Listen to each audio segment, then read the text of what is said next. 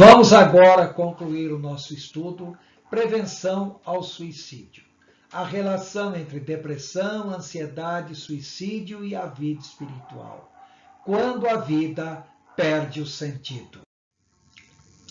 Antes de encerrar o assunto sobre o suicídio, é importante que nós falemos algo sobre o crente e o suicídio, uma prática que está se tornando muito mais frequente atualmente do que era de se esperar. Lembrar que o suicídio sempre foi associado a pecado, a crime, loucura, covardia, ou mesmo honra, o sinal de coragem, como o harakiri entre os japoneses e assim por diante. Agora, nós temos que lembrar que a vida é um dom de Deus e o maior sentido da vida é a autoprocriação. Então, a pessoa preservar a vida e gerar filhos. A manutenção da vida faz parte dos instintos humanos. Tanto é que Moisés diz: escolha, pois, a vida para que viva. Só que nós temos que considerar que o suicídio ou pulsão de morte é algo antinatural, ou seja, a pessoa que chega a esse ponto está indo contra a própria natureza humana. Então, diante disso, temos que pensar que o suicida é um homicida. Sui quer dizer a si mesmo, sidar quer dizer matar, destruir. Então, o suicida é aquele que mata a si mesmo. E ao matar a si mesmo, ele está matando alguém. Então, ele é um homicida, está matando um ser humano. E temos que lembrar também que ao cometer suicídio, a pessoa está cometendo o pecado de destruição do santuário que é o próprio corpo humano. Agora, nós temos que considerar que na maioria dos casos, quando uma pessoa pensa em suicídio, ela quer matar a dor, mas nunca a vida, como diz Augusto Cury. Ou seja, a pessoa está chegando num ponto onde o sofrimento é tão grande e para acabar com aquele sofrimento, a única maneira é acabar com a própria vida. Ou seja, a pessoa chegou ao desespero da sua existência. Porque os casos de suicídio crescem entre os evangélicos. Poderíamos aqui enumerar várias situações, porque as religiões e igrejas tradicionais falham em satisfazer os anseios espirituais e existenciais do povo.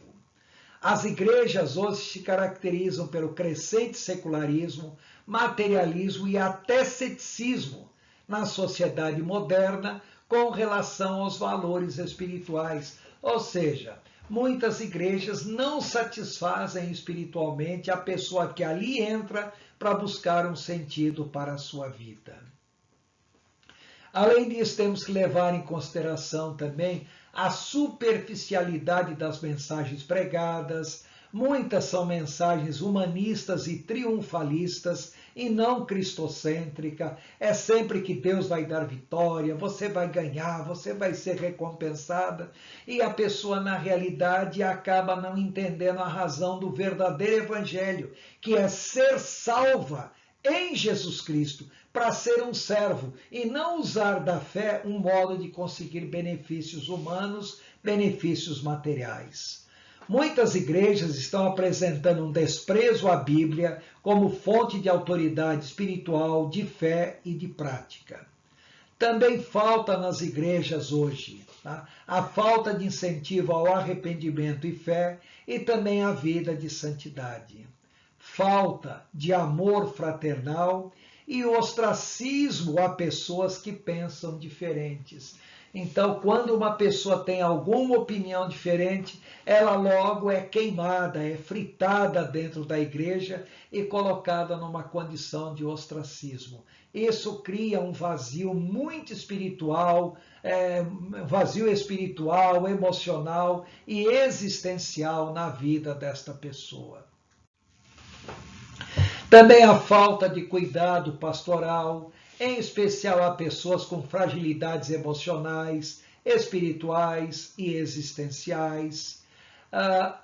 Também muitas vezes as igrejas dão muito ênfase à saúde física, a curas, vinculadas à prosperidade espiritual e vice-versa, e não dão ênfase realmente a uma vida espiritual na presença de Deus.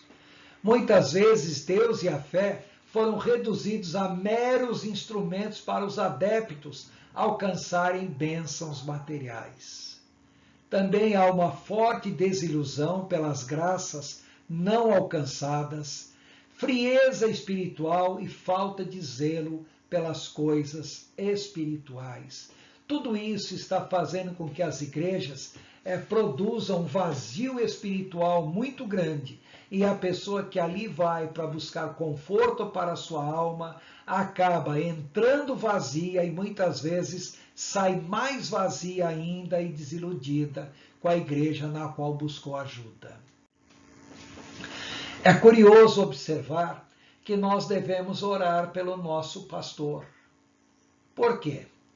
Veja um dado curioso. Por mês, em média, 1.500 pastores desistem do ministério pastoral.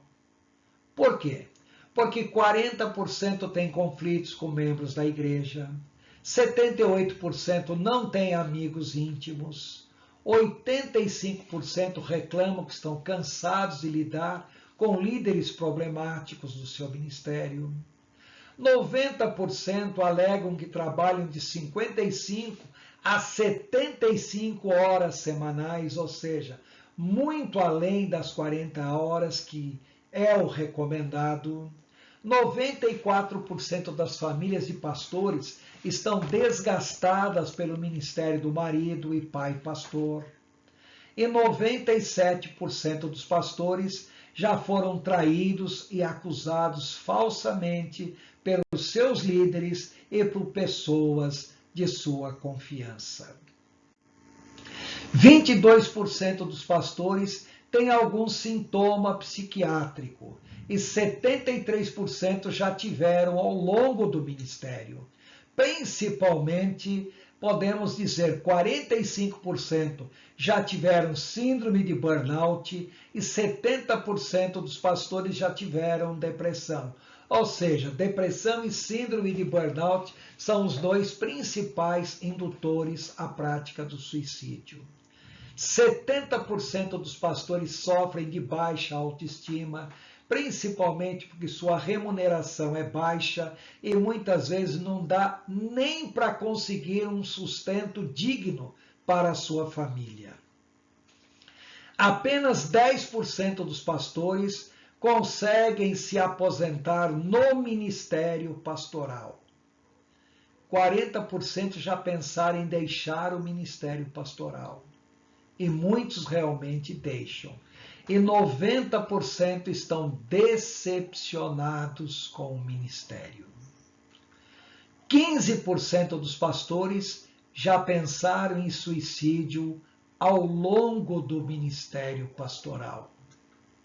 Então, ore pelo seu pastor e ajude no seu ministério. Lembre-se que pastores precisam de intercessores.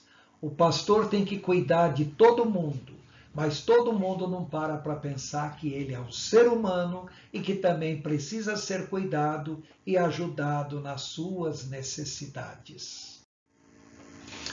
Para concluir, quando a vida perde o sentido. Então, como foi dito antes, a depressão e a síndrome de burnout são os principais responsáveis pelo fim do ministério pastoral. Também são as portas de entrada para diversos tipos de neuroses, transtornos de humor, psicoses e demais patologias psiquiátricas, também broken heart e suicídios.